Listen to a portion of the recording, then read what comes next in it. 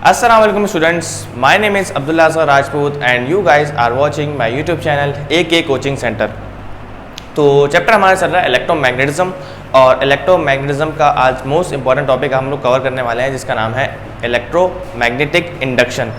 अच्छा, electromagnetic induction क्या होता है और Faraday's law of electromagnetic induction क्या होता है, ये तमाम चीज़ें इस वीडियो में हम लोग समझेंगे। तो बहुत ही इंपॉर्टेंट कॉन्सेप्ट है।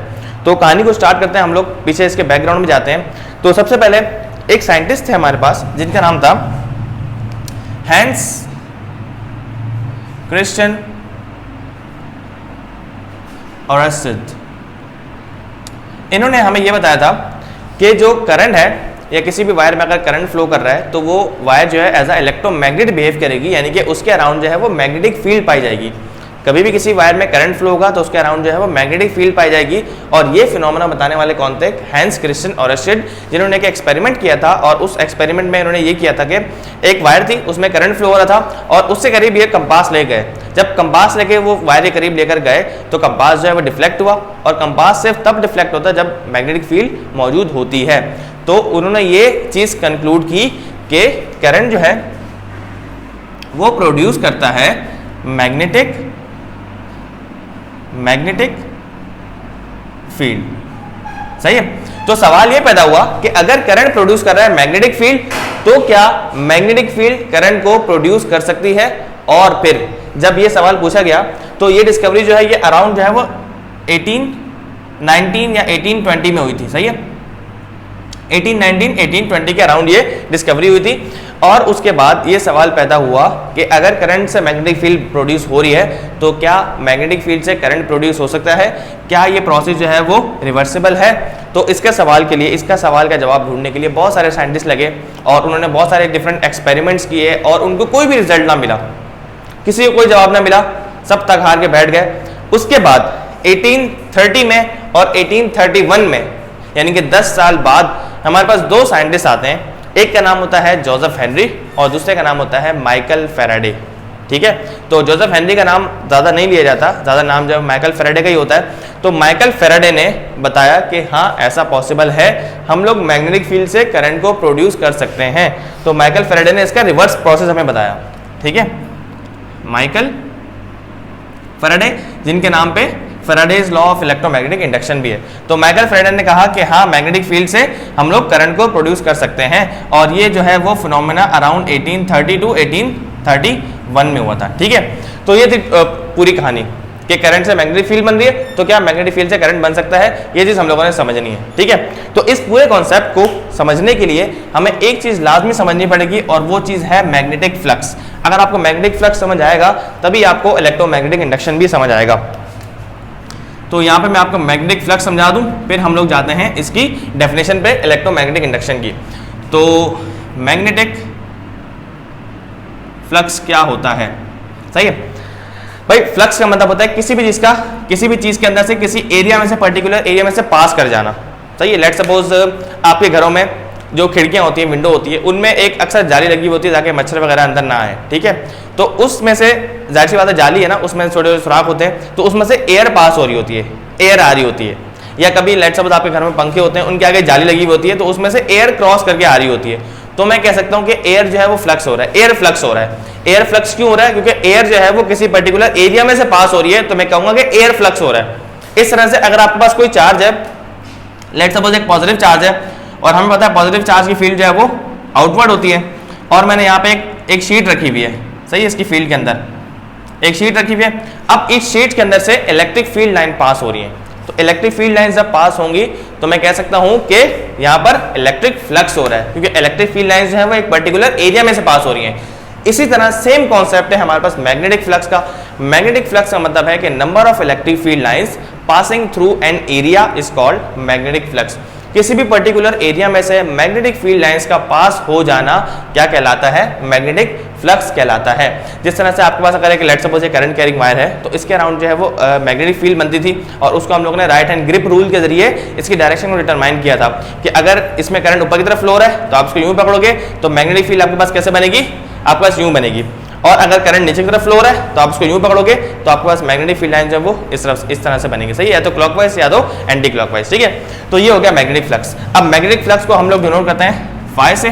और यहाँ छोटा सा बी लगा दो क्योंकि मैग्नेटिक फ्लक्स है। इलेक्ट्रिक फ्लक्स होगा तो आप ई लगा दोगे, और इसका फॉर्मूला होता है बी ए कॉस थीटा। सही है, डेफिनेशन नीचे चल गई होगी, आप डेफिनेशन नीचे से नोट कर लीजिएगा।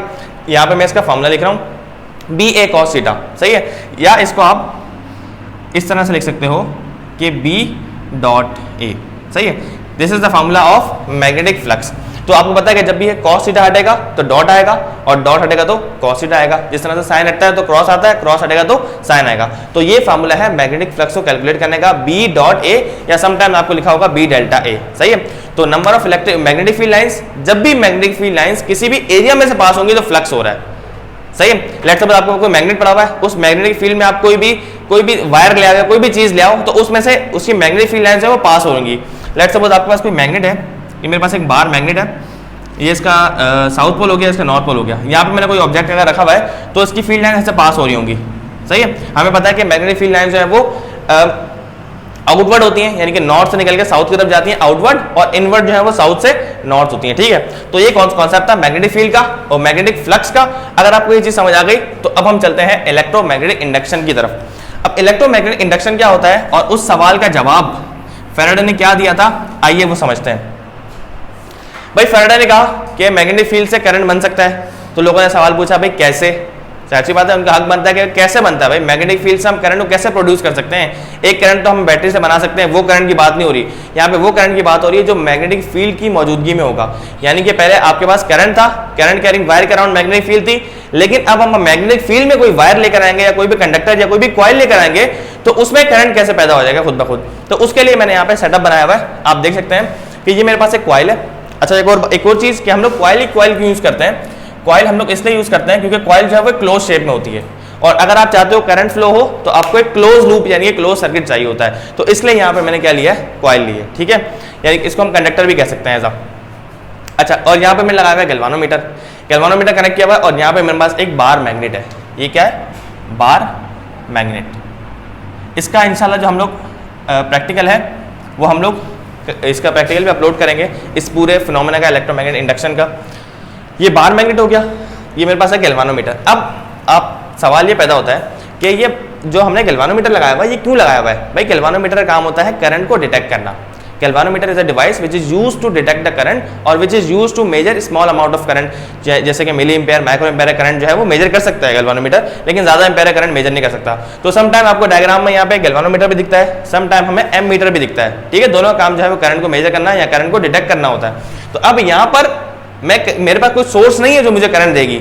यहाँ पर आपको कहीं भी कोई सोर्स दिख रही है, कोई बैटरी दिख रही है जो करंट को प्रोड्यूस करे, नहीं। तो मैंने ये गैल्वानोमीटर क्यों लगाया है यहाँ पे, भाई मैंने गैल्वानोमीटर इसलिए लगाया है क्योंकि इलेक्ट्रोमैग्नेटिक इंडक्शन हमें ये कहता है, और फैराडे ने हमें ये कहा कि अगर आप किसी भी कॉइल में या किसी भी कंडक्टर में करंट को इंड्यूस करना चाहते हो, अगर आपके पास कोई मैग्नेटिक फील्ड में कोई भी कंडक्टर या कोई भी कॉइल पड़ी हुई है और आप चाहते हो कि उस कॉइल में करंट प्रोड्यूस हो जाए, तो आप उस कॉइल का फ्लक्स चेंज कर दो। If you want to induce the current in that coil, just you need to change the flux of that coil. आपको कुछ भी नहीं करना, आप उस कॉइल का फ्लक्स चेंज कर दो। तो ये था वो जवाब कि किस तरह से मैग्नेटिक फील्ड से आप करंट प्रोड्यूस कर सकते हो। तो आपने क्या करना है, इस कॉइल का फ्लक्स चेंज करना है। पहले मैं लिखता हूं उसकी डेफिनेशन, देन उसके बाद हम डिस्कस करते हैं कि फ्लक्स किस तरह से चेंज हो सकता है। सही है, तो इसकी डेफिनेशन क्या होगी इलेक्ट्रोमैग्नेटिक इंडक्शन की, कि when we change the magnetic flux with time through the coil. When we change, जब हम चेंज करते हैं मैग्नेटिक फ्लक्स जब भी हम चेंज करते हैं विद टाइम के लिहाज से इन द कॉइल में, थ्रू द कॉइल के जरिए, एंड EMF जो है वो इंड्यूस होता है। जाहिर सी बात है, अगर आप करंट को फ्लो करवाना चाहते हो तो आपके पास EMF होना लाजमी है। अब EMF क्या होता है, EMF की फुल फॉर्म होती है इलेक्ट्रोमोटिव फोर्स। सही है, इलेक्ट्रोमोटिव फोर्स का काम होता है कि चार्जेस को पुश करना, चार्जेस को लोअर पोटेंशियल से हायर पोटेंशियल की तरफ मूव करने का काम किसका होता है, EMF का। तो EMF होता है तो करंट फ्लो होता है, EMF नहीं होगा तो करंट फ्लो नहीं कर सकता through the coil, and EMF induces in that coil, और उस कॉइल में EMF इंड्यूस हो जाएगा, और जब EMF इंड्यूस होगा so current flows through the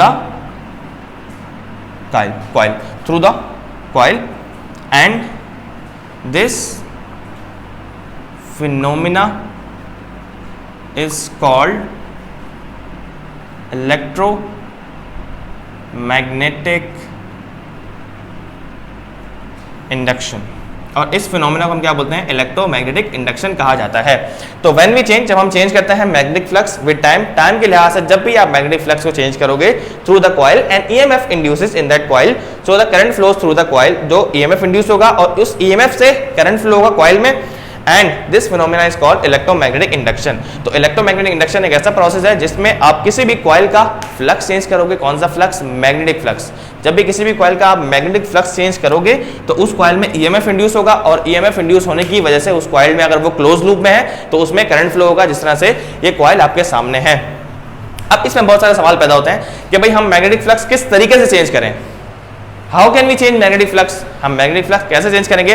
तो ये मैंने आपके सामने लिखा हुआ है फार्मूला, सही है। जहाँ साइड पे आपको एनिमेशन दिख रही होगी, उस एनिमेशन के जरिए आप देखेंगे अभी थोड़ी देर बाद कि किस तरह से इसका फ्लक्स चेंज होगा। तो पहले तो ये फार्मूला जो है मैं लिखता हूं यहां पर। फ्लक्स का फार्मूला क्या है? बी ए कॉस थीटा। अब इस फार्मूले में बी क्या है, ए क्या है और कॉस थीटा का, ये चीज समझाना बहुत लाजमी है। तो बी जो है वो क्या है? बी है मैग्नेटिक फील्ड,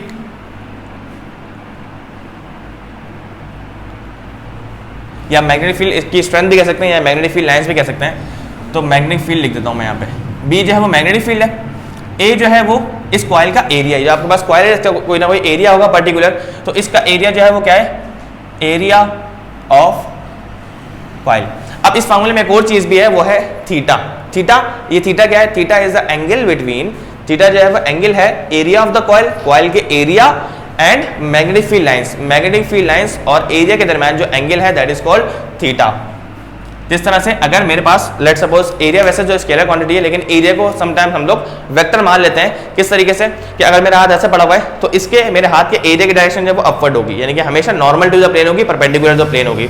अगर हाथ यूं रखा हुआ है तो हाथ के एरिया की डायरेक्शन इस तरफ होगी, बाहर की तरफ, यानी कि नॉर्मल टू द प्लेन, सही है। तो थीटा जो है वो क्या है? Angle between magnetic field lines, magnetic field lines and area of the coil, और एरिया ऑफ द कॉइल के दरमियान का एंगल। अब सवाल ये पैदा होता है कि भाई फ्लक्स कैसे चेंज होगा। इस जो आपके पास फार्मूला है इसमें तीन फैक्टर्स आ रहे हैं। एक फैक्टर आपके पास आ रहा है मैग्नेटिक फील्ड का, एक एरिया का और एक थीटा का।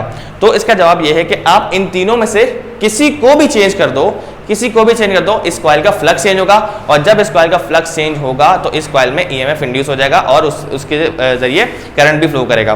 तो यहाँ पे एक बहुत इंपॉर्टेंट लाइन में लिखने वाला हूँ कि यह लिख देता हूँ नीचे कि EMF magnetic flux can be change by changing magnetic field, या आप स्ट्रेंथ ऑफ मैग्नेटिक फील्ड भी कह सकते हो, changing magnetic field area of the coil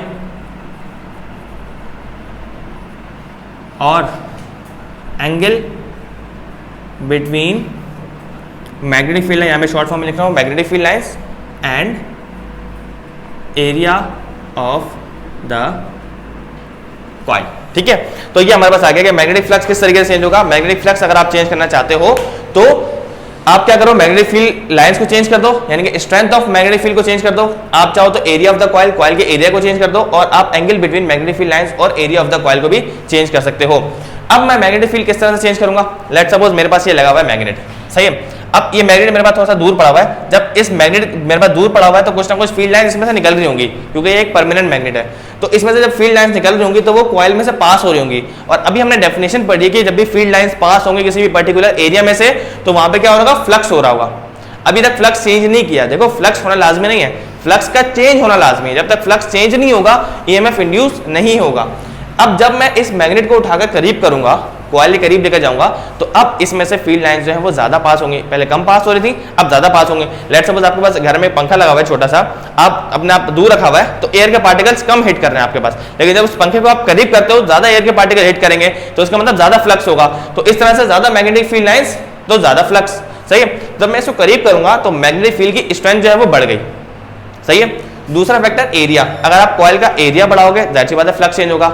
जिस तरह से अब मेरा ये हाथ है ना, या आप एक काम करो, एक छोटा सा पेपर ले लो या कुछ भी चीज ले लो, अब मेरा जितना एरिया मेरे हाथ का ज्यादा होगा उतने मेरे हाथ में एयर के पार्टिकल ज्यादा हिट करेंगे। इसी की अगर हम सेम बात करें मैग्नेटिक फील्ड लाइंस की, तो जितना एरिया ज्यादा होगा जाहिर सी बात है उतनी फील्ड लाइन ज्यादा क्रॉस करेंगी, सही है। और तीसरी चीज है एंगल। अब एंगल का ये है कि अगर मेरा हाथ ऐसे पड़ा हुआ है और फील्ड लाइन ऐसे आ रही है, सही है। अब मेरा हाथ ऐसे रोटेट कर रहा है तो अब मेरा यहाँ जो एरिया, ये एरिया कम हो गया, पहले एरिया मेरे पास ज्यादा था अब एरिया क्या हो गया, कम हो गया। तो अगर आप एंगल चेंज करोगे तब भी क्या होगा, फ्लक्स चेंज होगा। पहले ज्यादा मैग्नेटिक फील्ड लाइन जो है वो फ्लक्स हो रहा था, ज्यादा पास हो रही थी, अब कम पास होंगी। तो आप तीनों में से किसी एक फैक्टर को भी चेंज कर दोगे तो मैग्नेटिक फील्ड लाइन जो है वो चेंज होगी। अब यहाँ पे एक एनिमेशन चला रहा हूँ मैं, उस एनिमेशन में आप ये देखेंगे कि मैग्नेट जो है वो करीब जाएगा और दूर जाएगा, तो होगा क्या, सही है। अब देखो जब मैग्नेट करीब आ रहा है, जब मैग्नेट करीब आ रहा है तो आप देख सकते हैं कि मैग्नेटिक फील्ड लाइंस है वो ज्यादा पास होंगी। जब मैग्नेट करीब आएगा तो ज्यादा मैग्नेटिक फील्ड लाइंस पास होंगी, तो फ्लक्स चेंज हुआ। फ्लक्स कैसे चेंज हुआ कि पहले मैग्नेटिक फील्ड लाइंस कम थी अब बढ़ गई, तो मैग्नेटिक फील्ड लाइंस जब चेंज होगी तो मैंने कहा है कि फ्लक्स चेंज होगा। तो मैग्नेट करीब लेके जा रहा हूं तो आप जैसे मैग्नेट में करीब लेके जा रहा हूं तो आप ये चीज देखेंगे कि जो आपके पास एक गैल्वानोमीटर ना, ये डिफ्लेक्ट होगा और गैल्वानोमीटर की डिफ्लेक्शन हमें ये शो करेगी कि इस कॉइल में करंट जो है वो फ्लो हो रहा है। लेट्स सपोज अगर मेरे पास मैग्नेट करीब लाते हुए गैल्वानोमीटर उस तरफ डिफ्लेक्ट हुआ है, यानी कि ऐसे डिफ्लेक्ट हुआ है, तो जब मैं मैग्नेट दूर लेके जाऊंगा, तो जो गैल्वानोमीटर है वो इस तरफ डिफ्लेक्ट करेगा, यानी कि यूं डिफ्लेक्ट करेगा, सही है। इसका मतलब क्या है, इसका मतलब यह है कि जब हम मैग्नेट को मूव करते हैं तो इस कॉइल में करंट प्रोड्यूस होता है, और जब हम मैग्नेट की मोशन को चेंज करते हैं, रिवर्स करते हैं, तो हमारे पास करंट की डायरेक्शन भी रिवर्स हो जाती है। ये चीज आप देख रहे होंगे कि पहले जब मैं मैग्नेट को करीब कर रहा हूं तो यूं करंट फ्लो हो रहा है, और जब मैग्नेट को मैं दूर कर रहा हूं तो करंट जो है यूं फ्लो हो रहा है, यानी कि अगर पहले पॉजिटिव 2 था तो अब नेगेटिव की तरफ चला जाएगा। इसका मतलब जब आप मैग्नेट की मोशन की डायरेक्शन को रिवर्स करते हो तो आप क्या करते हो, करंट यूं फ्लो होता है, और पीछे की तरफ करोगे तो करंट पीछे की तरफ फ्लो होगा।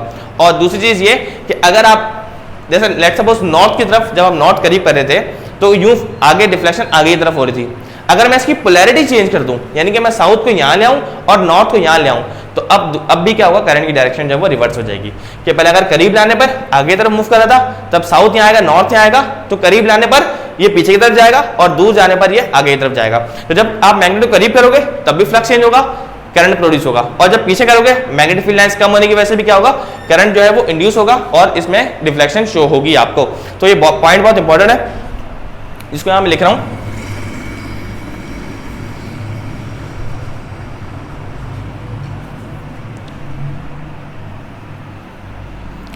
कि we can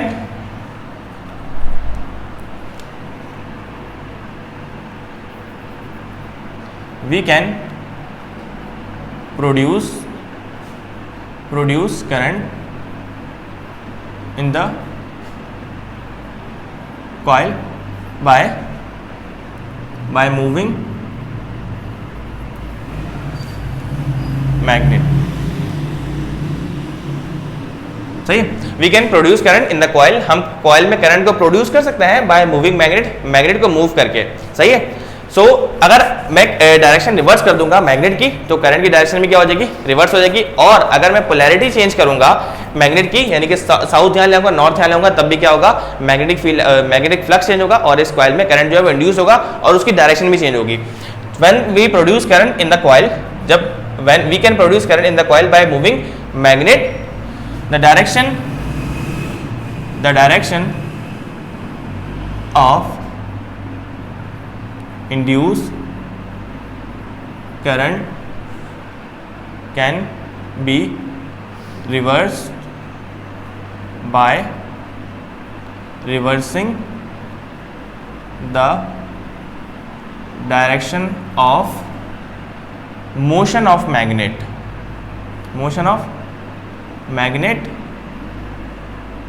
or by changing its polarity। अब ये पॉइंट बहुत इंपॉर्टेंट है कि भाई जब आप कॉइल को आगे लेके जाओगे और पीछे लेके जाओगे, जैसे आपने एनिमेशन में देखा कि जब आगे जा रहा था और पीछे जा रहा था, आगे जा रहा है तब भी डिफ्लेक्शन हो रही है, पीछे जा रहा है तब भी डिफ्लेक्शन हो रही है। जब आगे जा रहा है तो आगे तक डिफ्लेक्शन हो रही है, और मैग्नेट जब पीछे जा रहा है तो डिफ्लेक्शन जो है वो रिवर्स हो गई।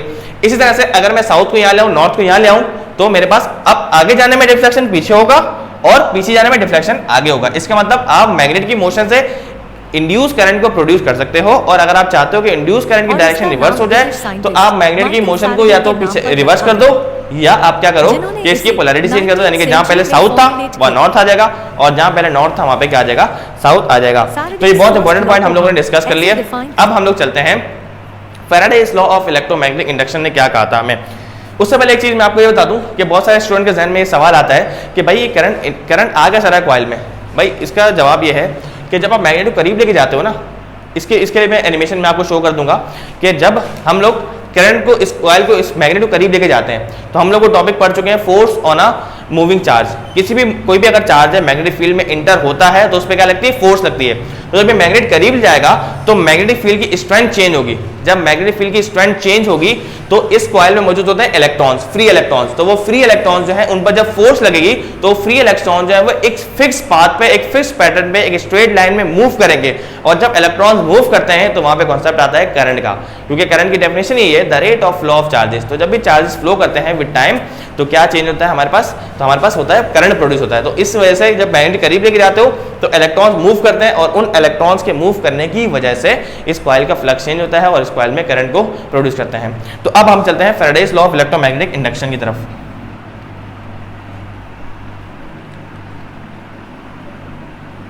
Faraday's law of electromagnetic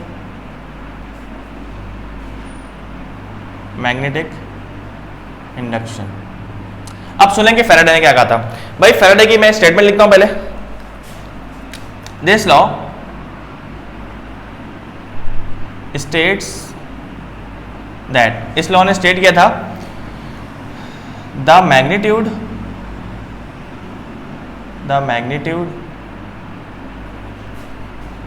of induced EMF is directly proportional to the rate of change in flux through the coil। सही है। तो ये आगे फैराडेज लॉ की स्टेटमेंट। भाई माइकल फैराडे ने कहा कि the magnitude of induce EMF का जो मैग्नीट्यूड है उसकी जो तादाद है is directly proportional to the rate of change of flux through the coil. भाई जहां भी कॉन्सेप्ट आता है ना रेट ऑफ चेंज ऑफ, अब यहाँ पे जो रेट है ना वो विद रिस्पेक्ट टू टाइम बात हो रही है। तो आप टाइम के लिहाज से जितना ज्यादा फ्लक्स को चेंज करोगे उतना ज्यादा EMF इंड्यूस होगा। भाई फ्लक्स होना लाजमी नहीं है। देखो फ्लक्स का मतलब है आपके पास ये BA cos थीटा, लेकिन फ्लक्स वो कह रहे हैं कि फ्लक्स में चेंज आए, the rate of change in flux. भाई फ्लक्स मौजूद होने से करंट इंड्यूस नहीं होगा। जब तक आप फ्लक्स को चेंज नहीं करोगे, जब तक आप मैग्नेट को मूव नहीं कराओगे, जब तक आप मैग्नेटिक फ्लक्स को चेंज नहीं करोगे, इस कॉइल में EMF इंड्यूस नहीं होगा।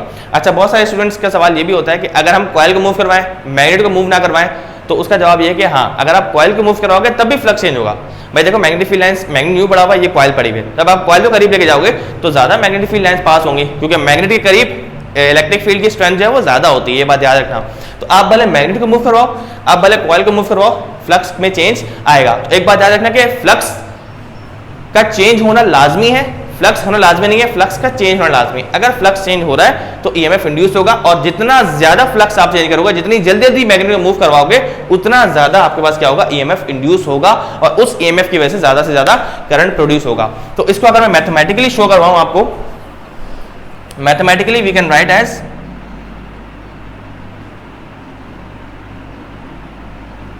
मैथमेटिकली हम कैसे लिख सकते हैं। भाई देखो इस स्टेटमेंट को हमने मैथमेटिकली लिखना है, कैसे लिखेंगे कि the magnitude of induce EMF को हम डिनोट करते हैं एप्सिलॉन से। सही है, कई बार आपको EMF भी लिखा हुआ दिखेगा, लेकिन हम लोग बेसिकली इसको एप्सिलॉन से डिनोट करते हैं। Epsilon is directly proportional to the rate of change of flux. भाई अगर मैं बोलूं the rate of change in velocity is called acceleration, तो आप कैसे लिखोगे, A is equals to delta v over delta t, यानी कि टाइम के लिहाज से जितना वेलोसिटी में चेंज आ रहा है उतनी एक्सेलरेशन प्रोड्यूस हो रही है। लेकिन यहाँ पे मैं बात कर रहा हूँ the rate of change of flux, और हमें पता है कि फ्लक्स को हम किससे डिनोट करते हैं, फाई से, तो ये हो जाएगा डेल्टा बी यानी कि change in flux with respect to time यानी कि डेल्टा टी। तो रेट, ये जो पूरा फैक्टर है ना जिसको हम बोलते हैं rate of change in flux, तो फ्लक्स को जितना आप चेंज करोगे उतना ज्यादा ईएमएफ इंड्यूस होगा कॉइल के अंदर। और हम जब भी इक्वल्स टू का साइन हटाते हैं, सॉरी प्रोपोर्शनैलिटी के साइन हटाते हैं तो इक्वल्स टू आता है और एक कांस्टेंट आता है और ये आपके पास आ गया delta phi over delta t. अच्छा एक चीज और यहाँ पे आएगा माइनस का साइन। अब इस माइनस का साइन का मतलब क्या होता है, इसके लिए पूरा एक लॉ है जिसका नाम है लेंज लॉ, उसको हम डिस्कस करेंगे नेक्स्ट वीडियो में। लेंज लॉ भी बहुत इंपॉर्टेंट है। और तो इस तरीके से हमारे पास जो है वो इंड्यूस ईएमएफ का फॉर्मूला हो गया, यानी कि जितना ज्यादा टाइम के लिहाज से आप फ्लक्स को चेंज करोगे उतना ज्यादा कॉइल में ईएमएफ जो है वो इंड्यूस हो जाएगा। याद रखना अगर ये वाला फैक्टर जो है वो डेल्टा फाई बी यानी कि delta rate of change of flux अगर जीरो हो गया तो आपके पास इंड्यूस करंट भी क्या हो जाएगा, जीरो हो जाएगा। सही है, तो फ्लक्स का होना लाजमी नहीं है, फ्लक्स में चेंज होना लाजमी है, इस कॉइल में ईएमएफ इंड्यूस हो जाएगा। तो जितनी भी चीजें थी, जितनी भी पॉसिबल क्वेश्चंस थे, मैंने सबके आपको आंसर दे दिया।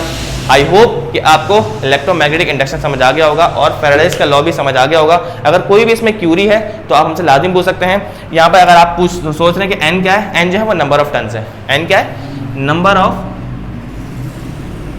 टन्स ऑफ द कॉइल, यानी कि कॉइल है ना, जाहिर सी बात है कॉइल का मतलब होता है एक क्लोज शेप में आप किसी भी वायर को बाउंड कर दो और उसमें आप उसको लपेटते रहो, यानी कि नंबर ऑफ टर्न्स देते रहो। तो इस कॉइल में जितने भी नंबर ऑफ टर्न्स है वो यहाँ पर आ जाएंगे। नेगेटिव साइन जो है वो लेंस लॉ को शो करता है, लेंस लॉ हम नेक्स्ट वीडियो में पढ़ेंगे। और ये फैक्टर जो है वो rate of change of flux है और ये एप्सिलॉन जो है ये इंड्यूस ईएमएफ है। तो ये टॉपिक आई होप आपको क्लियर हो गया होगा। कोई भी क्यूरी है तो आप लाजमी हमें कमेंट सेक्शन में लाजमी पूछेगा। Thank you so much for watching. अल्लाह हाफिज़।